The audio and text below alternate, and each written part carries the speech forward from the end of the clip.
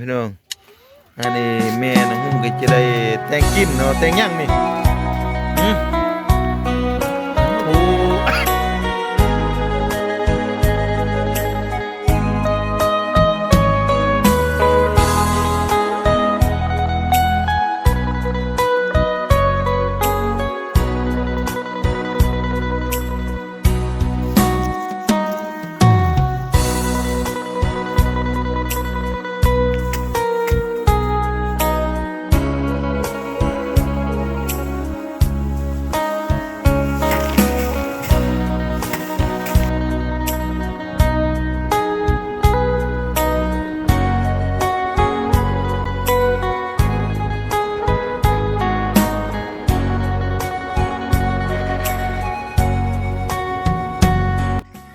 กับสวัสดีครับพี่น้องมื้อนี้ก็ยินดีกับสู่ซองนาบาวร่มไส้ตามขอสินเคยพี่น้องเนาะ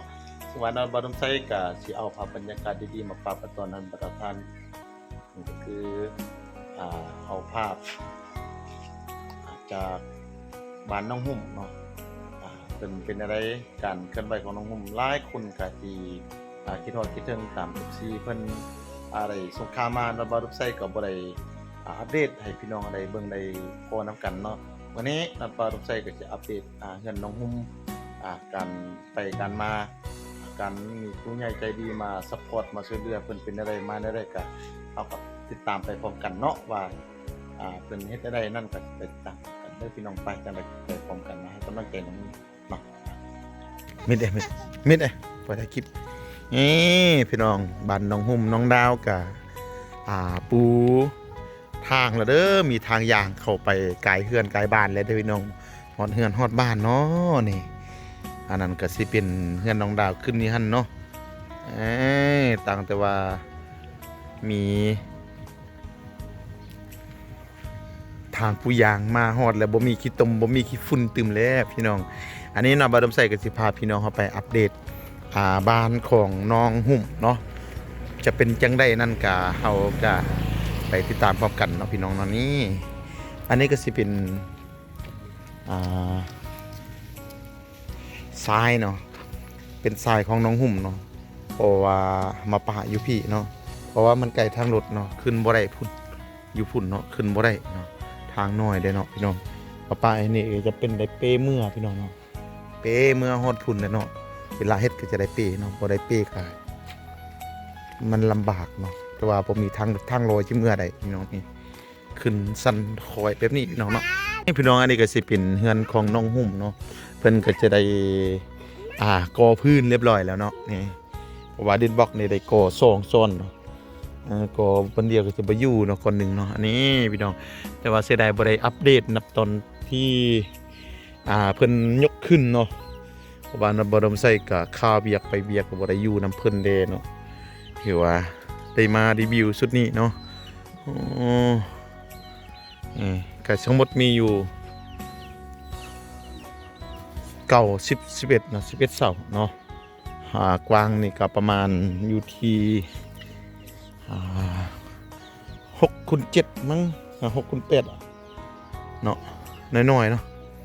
แต่มันบ่มีสถานที่เนาะอันนี้ก็สิเป็นนอกเนี่ย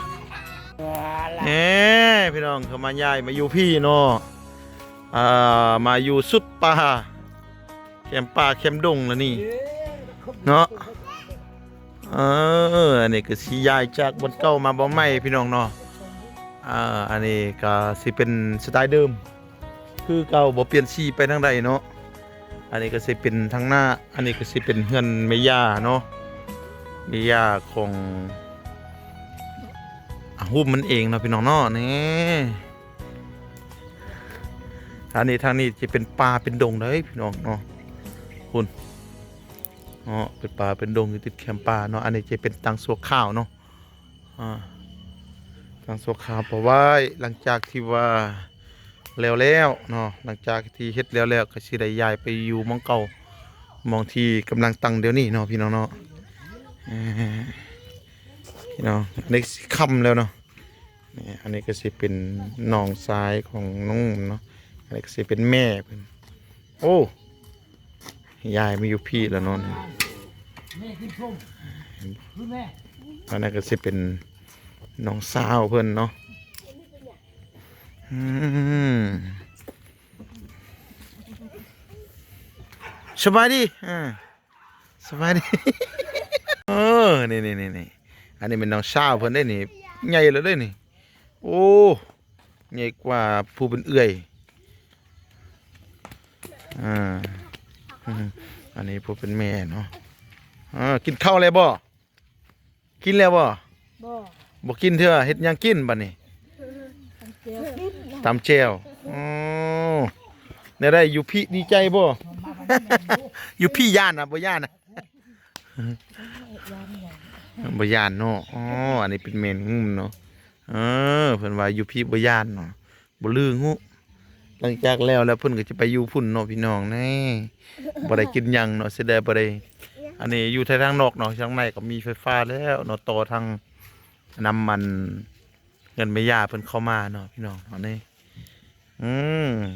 การอัปเดตของนัดบารุไซกะที่ว่ากะหมดแต่ซ้ำนี้เด้พี่น้องเนาะมาเบิ่งเฮือนเบิ่งซ่านเนาะก็มีแต่ซ้ำนี้เนาะ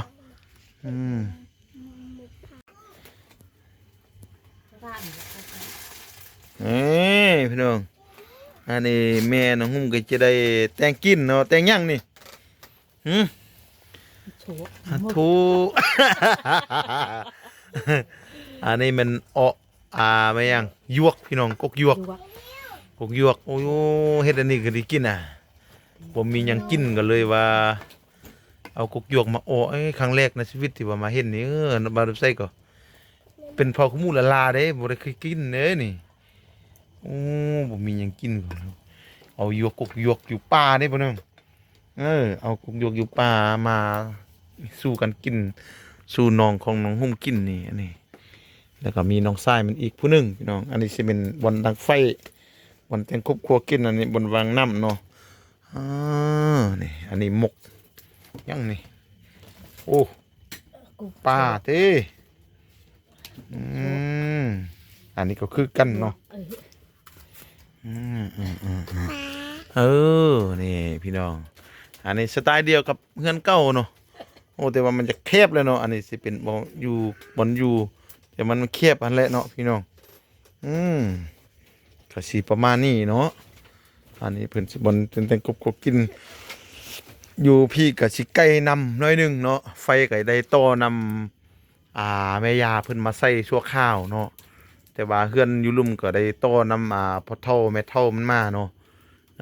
อยู่พี่ก็จะได้ต่อแบบนี้คือกันเนาะแต่ว่าหลังจากที่ว่าผู้ใหญ่ใจบุญเพิ่นหากส่งเสริมให้ช่วยเหลือเพิ่นจนกว่าจะสำเร็จแล้วก็สิต่อเข้ามาเนาะก็ยังบ่ฮู้เทื่อเนาะงมเพิ่นก็ยังไปซอกเงินไปจ้างอยู่ไปเป็นกรรมกรอยู่นี่เนาะสุกแล้วไปที่เรียบร้อยแล้วมากินน้ำกันเด้อวันนี้ล้างได้ชิมมันนะเปรี้ยวเลยล้างได้ชิมมันเปรี้ยวเลยขี้แซ่บนี่โอ้อร่อยมากแซ่บบ่แซ่บอันนี้เอาจากประเทศตัวจริงมานี่เนาะเอาล่ะพี่น้อง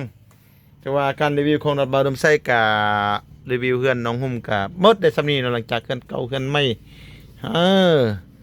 จบคลิปได้ซ้ำนี้เนาะแต่หากถืออกถือใจก็อย่าลืมกดไลค์กดแชร์กดติดตามเพื่อเป็นกำลังใจให้กับน้องหุ่มทางครอบครัวเพื่อนเนาะจงอยู่ดีมีแห้งนำกันเนาะ